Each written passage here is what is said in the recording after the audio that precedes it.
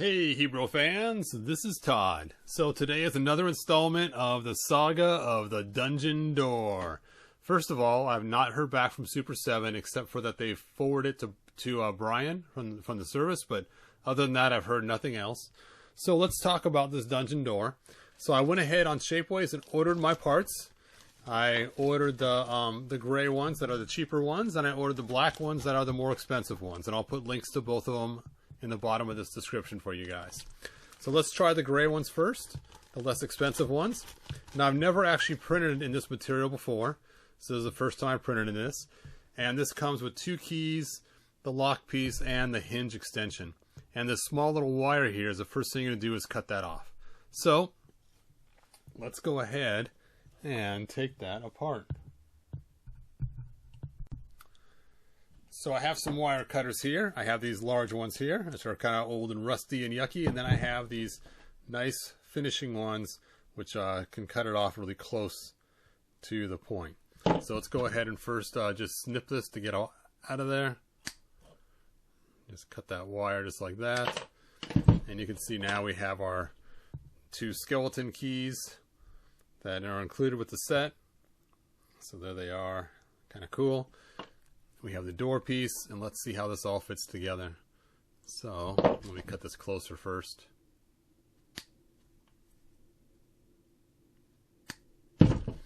Now I'll use this to get it really close, and you can see right there, just flatten them out and snip them right off.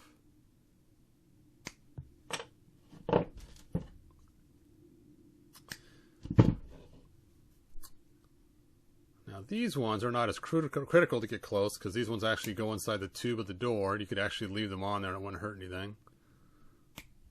So there we go. Now it's ready to install. So first thing, let's talk about the door really quick for those who have not seen my old videos. The figures do not fit in the dungeon very easily. You can see I got a gap in the door right here. It won't close all the way. You could almost bend the door and force it, but it's kind of a pain. So I figured out a way to make this hinge extend out a little bit, which is this part right here. So you'll notice it has 2 shaved out areas. And first we got to take the door off. The best way to take it off is to open it up and then slide out the bottom and then pull it off, and that gets that out. For this piece, to attach it, you're going to put the bumps towards the back and line it up with the holes, and then it's rotated around a full 180. There you go. You can kind of see how that's installed on there. And then the door, put it on the same way, the top first, and then rotate it out and put the bottom on. And there you go. There you have your hinge extension now. So now you can open and close the door and have it wider. And it adds about an extra inch to your actual door structure. So now we have this piece right here, and this is the locker piece. And you can see we have this piece right here that actually locks in right behind here. So you're going to slide this on just like that. And I noticed it's a little bit looser than I was expecting, so you may want to take and put some plastic in there or something else. You can actually use the plastic from the bag. A little disappointed that it's so loose, but you know, when things 3D print, they always don't come out perfect.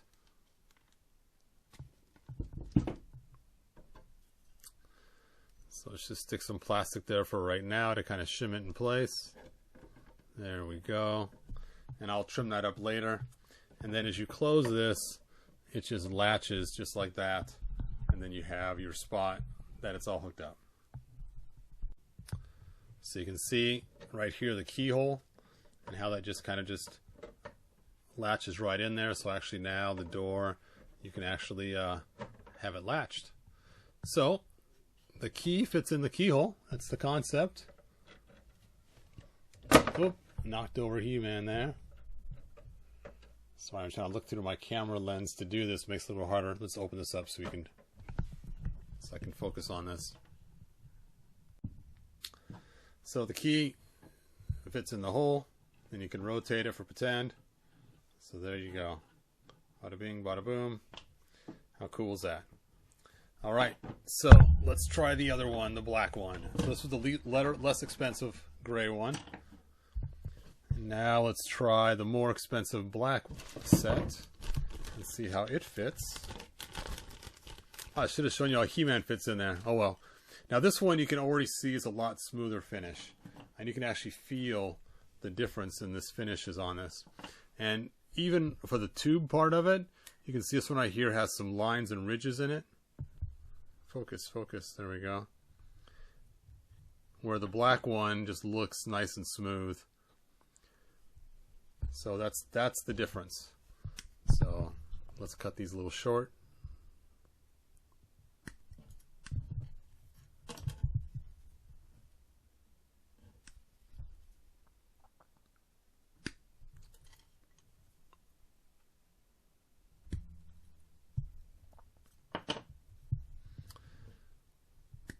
I actually like the quality of the black one way better. It's worth spending a little extra money to have a higher quality one, I think, if you guys are deciding which one to get.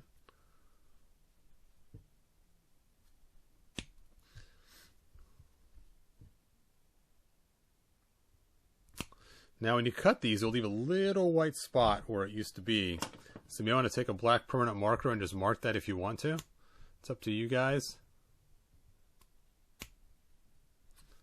Alright, so that one's not too bad. I probably could sand it a little bit to get it closer, but that'll work. Alright, same thing. You want to aim the points into the dungeon. Line them up on there and then rotate it. And then take your door and put it in the top first. And then slide it in the bottom. There we go. There's our hinge assembly. And this piece, this edge right here, goes away from the door. And this one also fits looser than I expected to. So again, you're going to want to use a piece of plastic in there. And you can use the plastic just right from the set that it comes with if you want to. That 2-ply works just perfect. And then just slide it in and it pops in place. And let's see how a figure actually fits in there now. So let's take He-Man. He-Man, you're going to the dungeon because you have been slamified. And you can see there, he fits in there no problem, even with his axe sticking out and a little bit more room. So there you go.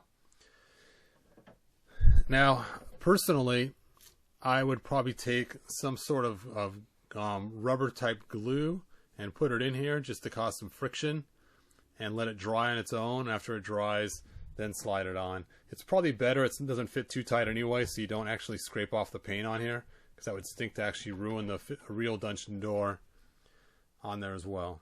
So there you go. There is the pieces from Shapeways. Alright, you guys. Thanks for watching. I'm glad you're here, and next I'll be sharing another thing I got from Shapeways soon. I'll have in a video in it probably later today. Alright, like, subscribe, tell your friends, and I will see you guys next video.